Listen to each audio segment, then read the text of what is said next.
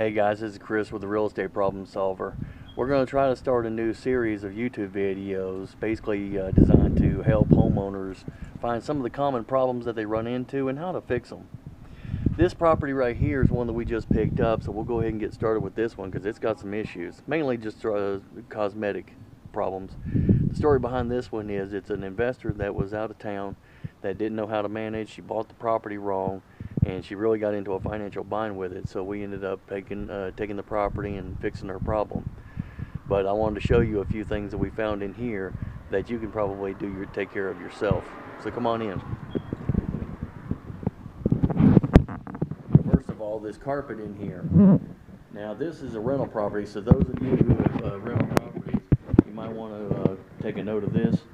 The carpet is decent enough, but you have to change it out about every 3 or 5 years, depending on how rough your tenants are with the property.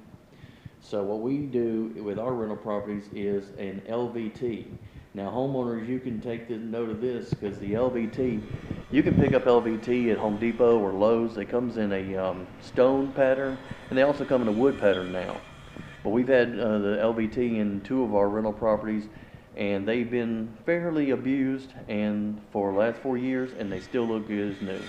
It actually goes down with a glue that they say is perpetually wet, which means you can peel up one damaged piece and put a new piece back down and not have anything else to do other than just stick it back to the floor and you're good to go. So if you want to try that, that might be another alternative to going with a carpet or something that might hold dirt and allergens, because a lot of people are getting allergic to having carpet in their house. The next thing that we've got is a couple things right over here. If you look up here, you've got the old popcorn ceiling is starting to pull away from the drywall on the ceiling. Now, of course, that's a common issue that is easy to fix. Things like paint called kills. It's a it kills bacteria, it kills mold, and it's also a primer. It's pretty tough stuff, but it comes in a basic white, and they've started using different off colors, kind of primer colors, grays and browns. But usually we just use the white, but you can roll it over that. Once you scrape off all the loose stuff, you can scrape it off, run it over with kilts, and then they've got a popcorn ceiling spray that you can put over that, and it'll look pretty much like the rest of the ceiling, and it's no big problem.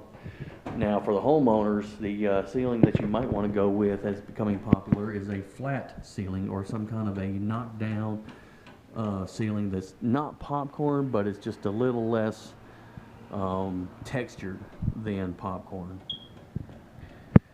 Now let's go back here to this bathroom.